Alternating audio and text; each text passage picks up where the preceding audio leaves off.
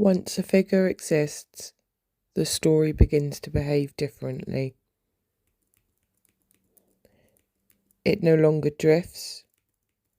It no longer sprawls. It moves inward.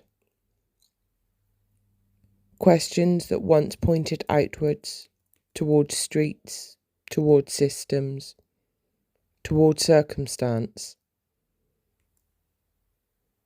begin to fold back on themselves. Attention sharpens, not evenly, but selectively. This is where complexity becomes inconvenient, because complexity resists conclusions, and fear wants conclusions. I'm Jenny. I love history, and I'm fascinated by the moment where human psychology collides with it in the worst possible ways. In this series, I explore crime through context rather than spectacle, asking not just what happened, but what kind of world made it possible. This episode is about focus, about what happens when fear learns to look, but forgets how to see widely. The presence of a named figure creates an illusion that understanding is now possible. That if enough is learned about this person, the danger itself can be mapped.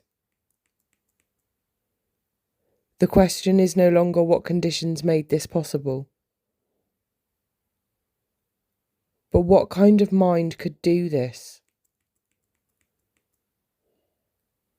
Psychology replaces environment. Character replaces context. The lens narrows. Descriptions begin to circulate. He is clever. He is methodical. He is monstrous. Each description feels explanatory, even when it explains nothing.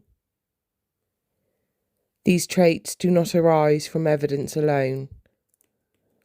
They arise from need. Fear wants the figure to be legible, predictable. If he has traits, then he has boundaries. And boundaries suggest control. But while attention concentrates, other details begin to slip away. The streets grow quieter in the narrative, the overcrowding, the poverty, the absence of protection. These do not vanish. They simply become assumed. They are no longer interrogated. They become background conditions, unchanging, unquestioned. The victims too are reframed. They are discussed in relation to him, as points on a line, as steps in a pattern. Their lives are compressed, their individuality thins.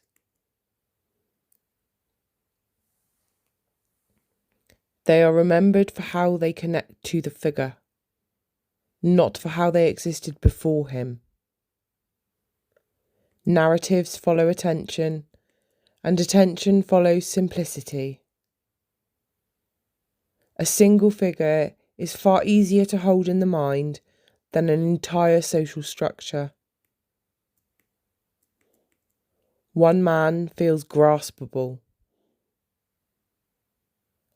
A web of neglect does not. And so the web fades, not because it is irrelevant, but because it is exhausting. As the lens tightens, certainty increases. Speculation hardens. Assumptions solidify. Gaps are filled not with evidence, but with expectation. This narrowing feels like clarity. It feels like progress. But clarity achieved by exclusion is not understanding. It is reduction. Because history does not only ask who did this, it asks why this was possible. Here, then, again.